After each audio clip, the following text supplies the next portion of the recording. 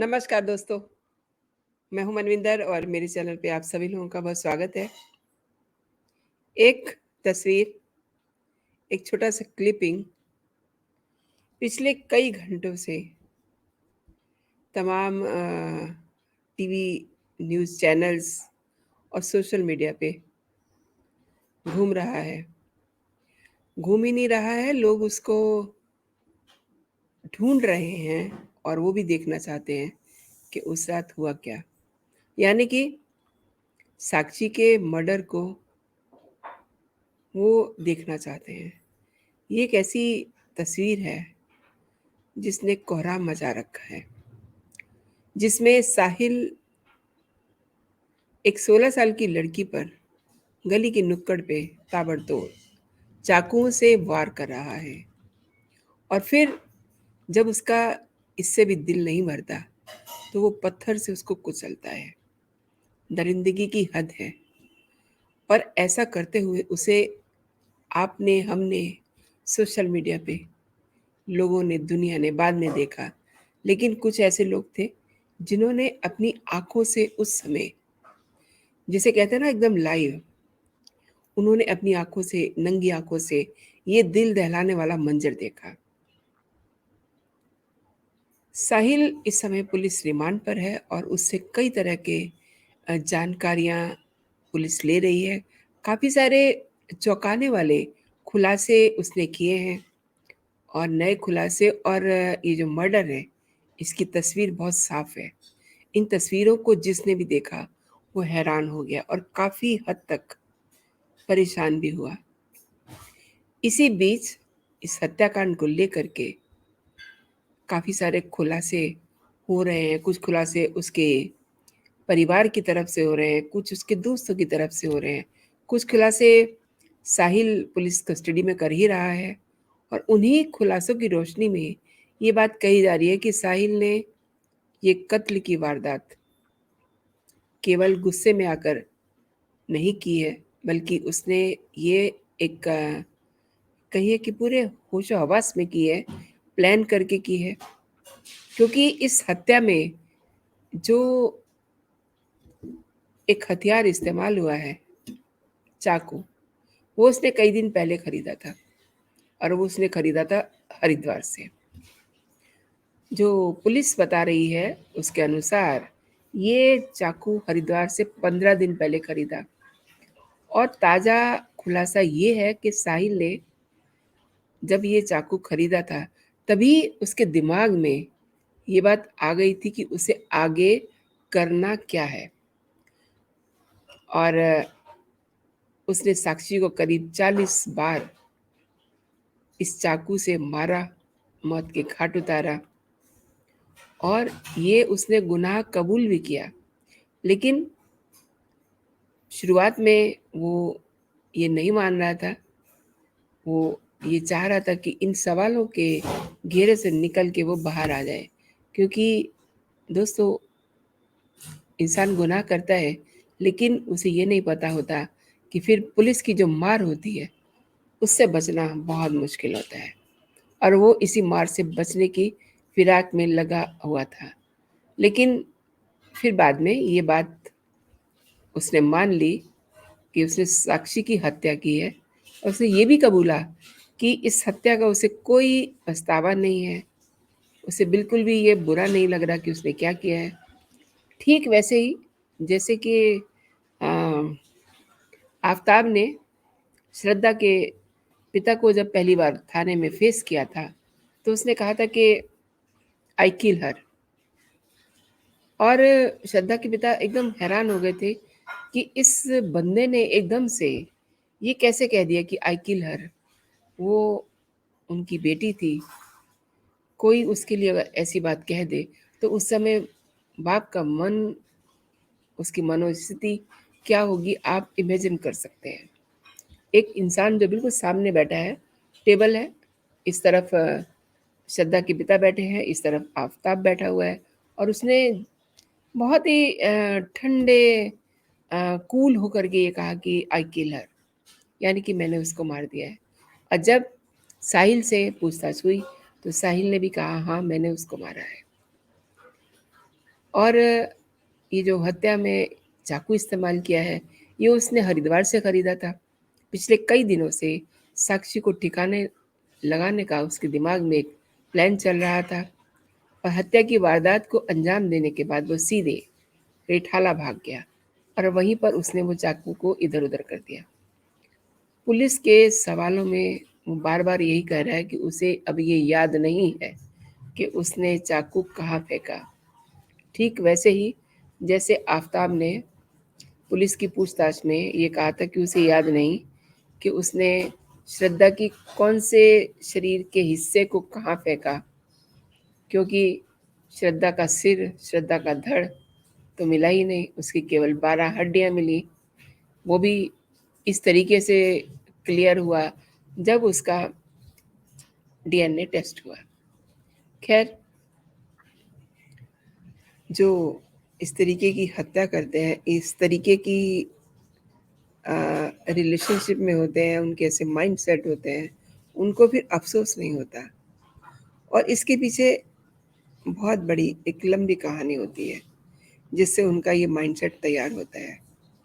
असल में साक्षी को मारने की जो वजह साहिल ने पुलिस को बताई है, वो बड़ी चौंकाने वाली है। आप गौर करिए दोस्तों, साहिल का ये कहना है कि साक्षी उसे यूज़ कर रही थी और वो यूज़ होना नहीं चाहता था, लिहाजा उसने उसको मार डाला। पुलिस को साहिल ने ये भी बताया कि प्रवीण जो उसका दोस्त है और जो उसके और भी कई दोस्त थे, वो ये चाहती थी कि साहिल से उसकी दोस्ती लड़कों को पता चले और इसके बाद वो उन लड़कों को जलाए, उन लड़कों को तड़पाए। ये साहिल ने पुलिस के सामने कहा है। ऐसी साक्षी की मंशा थी। इस रिश्ते को दिखा करके वो परवीन को जलाना चाहती थी, लेकिन साहिल को इस बात पे एतराज़ था। इसी बात को लेकर के उनमें अक्सर अक्सर झगड़ा होता था। वहीं साक्षी की ये जो बातें साहिल ने बताई हैं पुलिस की कस्टडी में और इसके बाद फिर कुछ बातें साक्षी के परिवार की ओर से भी आ रही हैं। साक्षी काफ़ी ज़्यादा फ़ोन एक्सप्लोर करती थी। इसी के बाद घर में काफ़ी झगड़ा होता था और इसी के बीच में उन दोनों का ब्रेकअप हो गया, साहिल और साक्षी का। और लड़की के घरवालों से झगड़ा जब हुआ उसके बाद वो अपनी दोस्त नीतू के यहाँ चली गई और इस दौरान साहिल और ये नाबालिग साक्षी के बीच में ऐसा बहुत कुछ हुआ, जो बात इतनी बढ़ गई और वो सवाल अभी भी बना हुआ है कि वो क्या हुआ था ऐसा। अब 15 अप्रैल को साहिल से अनबन के बाद साक्षी की ज़िंदगी में जो भी रिश्ते थे, उन सब में उथल-पुथल मची हुई थी। शायद घर में भी कोई झगड़े वाली बात हुई थी। वो काफ़ी परेशान थी। इसके बाद उसके मैसेजेस से ये बात पता चलती है कि 6 मई 2019 को नीतू ने लड़की को मैसेज किया, उसकी जो दोस्त है, उसको वो फ़ोन से मैसेज करती है कि यार कहाँ है तू बोल। नीतू ने लड़की को कॉल करने की भी कोशिश की, पर मैसेज नहीं हुआ। बाद में काफ़ी देर के बाद मैसेज आता है कि बात नहीं करेगी मुझसे। लड़की ने जवाब में लिखा कि यार मम्मी-पापा ने मुझे बंद करके रखा है घर में और फ़ोन भी नहीं देते हैं। मैं क्या करूँ? आप गौर करिए दोस्तों, ये उसने अपनी सहेली को बताया है कि उसके मम्मी-पापा उसको घर में एक कमरे में बंद करके रखे हैं, उसको फ़ोन नहीं दे रहे हैं। तो आप समझिए कि माता-पिता के सामने ये सिचुएशन कब आती है, कब वो लड़कियों से उनका फ़ोन छीनते हैं, कब वो लड़कियों को घर में बंद करते हैं। ख़ैर, इसके बाद लड़की ने वॉइस नोट में ये भी कहा कि लड़की के पिता से जब ये बात पूछी गई, तो वॉइस मैसेज जो था वो थोड़ा ऑब्जेक्शनेबल था। तो उसके पिता ने कहा कि हर घर में थोड़ी बहुत नोक-झोंक चलती रहती है, इसका मतलब ये नहीं कि हम अपनी बेटी को बंद करके रखते थे। अब ज़ाहिर-सी बात है कि हम अगर किसी पिता से ये पूछेंगे कि आपने अपनी बेटी को अपने घर में बंद करके क्यों रखा? आपने उसका फ़ोन क्यों छीना? तो उनको थोड़ा-सा बुरा लगेगा। ये एक अभिभावक जो होते हैं वो और उनकी बेटी, उनका बेटा, ये उनका एक बड़ा नाज़ुक-सा पल होता है जिसको वो किसी से शेयर नहीं करते, लेकिन वो चाहते हैं कि उनके बच्चे अच्छे इंसान बनें। शायद से इसीलिए उसके पिता ने ये बात कही होगी और इसीलिए उन्होंने साक्षी को घर में बंद किया और उससे फ़ोन अपने हाथ में ले लिया। और एक और थ्योरी पुलिस की जाँच में सामने आई है कि लड़की, उसकी दोस्त भावना और झबरू मोहल्ले के लड़के ने साहिल को धमकाया था। ये आज का डेवलपमेंट है। भावना ने एक ऑडियो शेयर किया जिसमें लड़की ने साहिल को फ़ोन किया था। उसने कहा था कि ज़्यादा बदमाश है तू, अब बताओ तुम्हारी बदमाशी कहाँ गई? और लड़की की कुछ दिन पहले ही झबरू से दोस्ती हुई थी। लड़की साक्षी, झबरू ने उसके कहने पर साहिल को धमकी दी और साहिल इस वजह से नाराज़ था। अभी पुलिस साहिल के बयानों को वेरीफ़ाई कर रही है, पूरी तरह से उन पे भरोसा नहीं कर रही है क्योंकि जो क्रिमिनल होता है, वो अपने बचाव में कई बार ऐसी बातें कहता है जो उसको लगता है कि वो उसके फ़ेवर में होंगी। अच्छा, लड़की के परिवार में भी अलग तरह की बातें हैं। बहुत छोटा, कहिए कि टीन का दरवाज़ा है उनके घर में, सिंगल ईंट की दीवारें हैं, सीमेंट की चादर की छत है, इसी में किचन है, इसी में ड्राइंग रूम है, इसी में बेडरूम है।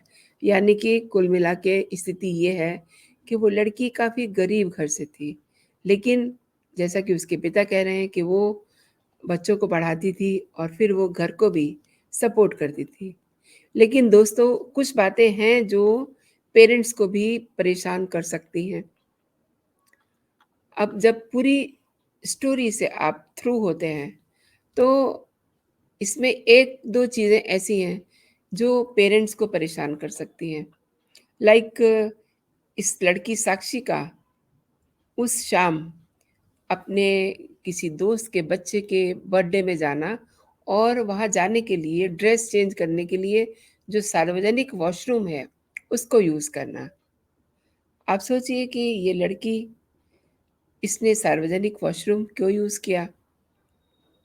वैसे तो आजकल मेट्रो के स्टेशन पे आप देखिए तो तमाम सारी लड़कियां घर से बहुत सिंपल सादे कपड़ों में आती हैं, लेकिन फिर वॉशरूम में जा कर के जो उनकी मनपसंद ड्रेस होती है, जो वो घर से बैग में लाती हैं, वो वहाँ पे चेंज कर लेती हैं। तो ये सब चीज़ें लेकिन पेरेंट्स से छिपा के की जाती है ना, तो जो चीज़ छिपा के की जाए तो उसके नतीजे अच्छे नहीं होते। यहाँ मैं इस बात को इसलिए ज़ोर से कह रही हूँ, ज़ोर दे के कह रही हूँ कि साक्षी ने सार्वजनिक वॉशरूम यूज़ किया अपने ड्रेस चेंज करने के लिए। ड्रेस वो घर से भी चेंज करके आ सकती थी, क्योंकि घर का और जहाँ उसको जाना था, बहुत ज़्यादा डिफ़रेंस नहीं था। और ये बात रिकॉर्ड में है कि उसने अपने ड्रेस जो है सार्वजनिक वॉशरूम में चेंज की। दूसरी बात, उसके पिता ने ये कहा कि वो फ़ोन का बहुत यूज़ करती थी और ये भी बात पता चली है कि उसकी बहुत सारे लड़कों से दोस्ती थी। अब 16 साल की लड़की है, जिस लड़के साहिल से उसकी दोस्ती चल रही है, जिस दोस्ती के दौरान उसकी हत्या होती है, उसकी हत्या की वजह है एक और लड़का प्रवीण, जिसके नाम का टैटू उसके हाथ पे गुदा हुआ है। माने 2 फ्रेंड तो उसके ये हो गए और तीसरा फ्रेंड झबरू, जिसने साहिल को धमकाया। तो 16 साल की बच्ची के 3 दोस्त हैं। मैं यहाँ पर ये नहीं कह रही कि लड़कियाँ दोस्ती ना करें, लेकिन ये उम्र जो होती है ना, ये कच्ची उम्र की जो गलतियाँ होती हैं, माता-पिता को बहुत परेशान करती हैं। आज ये साक्षी के पिता को देखिए, मीडिया के सामने आते हैं तो उनकी नज़रें झुकी होती हैं और मैंने हाई प्रोफ़ाइल श्रद्धा, उसके पिता को भी देखा और मैंने देखा कि वो जब एक चैनल पे रिपोर्टर के सामने बैठे हुए थे, उनके सवालों के जवाब दे रहे थे। बहुत सीनियर जर्नलिस्ट थे, लेकिन पूछने का अंदाज़ वही होता है। वो चीज़ें माता-पिता को बहुत बुरी लगती हैं और ये तो अभी इसमें केस शुरू होगा। माता-पिता को बार-बार वो चीज़ें पूछी जाएँगी कि आपकी लड़की के कितने दोस्त थे, फ़ोन में क्या-क्या निकला और फ़ोन में सब कुछ निकल चुका है। सारी चीज़ें पुलिस छान चुकी है, उसके सामने वो सारे स्क्रीनशॉट आ चुके हैं, वो ऑडियो नोट आ चुके हैं, जो 2 सहेलियों के बीच में आपस में एक्सचेंज हुए। उनमें जो बातें हैं, उनसे जो चीज़ें निकल के आ रही हैं, वो कोई अच्छा साउंड नहीं कर रही हैं। लेकिन एक बात है कि उस लड़की के, नाबालिग लड़की के जिसे ज़्यादा समझ नहीं थी, उसकी दोस्ती चाहे कितने भी लड़कों से हो, चाहे वो लड़की कुछ भी करे, लॉजिक ये जो सब लॉजिक है ना, जिस पे मैं बात कर रही हूँ, ये किसी की जान लेने की इजाज़त नहीं देते। साहिल को इन सब के लिए उसकी जान नहीं लेनी चाहिए थी। दोस्तों, आप साक्षी की सब खबरें देख रहे हैं, मेरे वीडियो आप देख रहे हैं। मैं चाहूँगी कि आप भी अपने कमेंट ज़रूर मेरे कमेंट सेक्शन में दीजिएगा, क्योंकि ये चीज़ें समाज से जुड़ी हुई हैं।